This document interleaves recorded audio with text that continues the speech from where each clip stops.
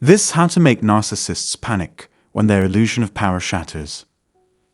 Do you ever find yourself asking why the narcissist in your life always seems to end up broke? In this video, you'll learn how to recognize the warning signs of a narcissist's waning self-control and take prompt action to limit any further harm. My YouTube channel is devoted to supporting individuals who have had negative interactions with narcissists. I'll discuss both my own encounters with narcissists and those of others I've spoken with who have had a similar issue. Everyone can fit here. If you happened onto my channel because of this video, I'd want to introduce myself and express my gratitude for your time. In the comments, please take a moment to introduce yourself. If you are a regular viewer, it is great to see you back. We greatly value your time and consideration today. To be notified each time I upload a new video during the week, all you have to do is subscribe and click the bell icon.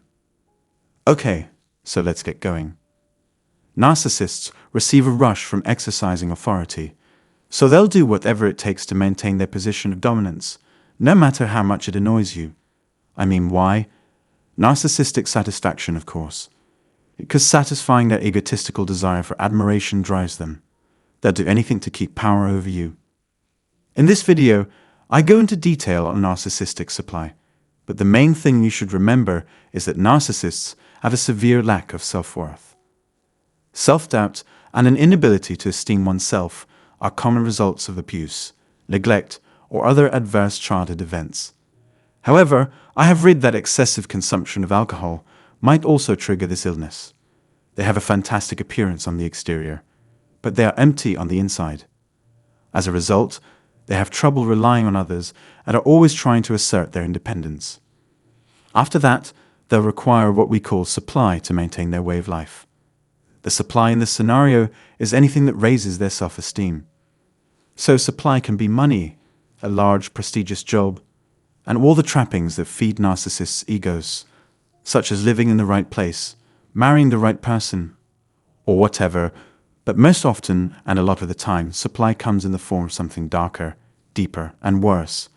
And that is devaluing people, debasing people, treating people poorly, because then they have that sense of control. A narcissistic injury is a severe emotional scar that every narcissist carries, reminding them, I'm not good. If only we could find a way to peel back the layers in real time, we may see the fearful little child hiding inside. The child worries that if they are exposed, they would lose everything. They will go to extreme measures to conceal their narcissistic wound. Adding insult to injury, the person's narcissistic damage is a surefire way to provoke an outburst, as I can attest from personal experience. This occurs frequently. It makes no difference whether the narcissists are the ones doing the discarding or the other way around, with the narcissists on the receiving end of the rejection. Angry outbursts are common during the discard phase, signaling that the narcissist is genuinely spiraling out of control. Everyone around the narcissists will go insane because of their rage. When they lose their cool, it's obvious that they're straining to deal with the stresses of their circumstances, even if they act like children.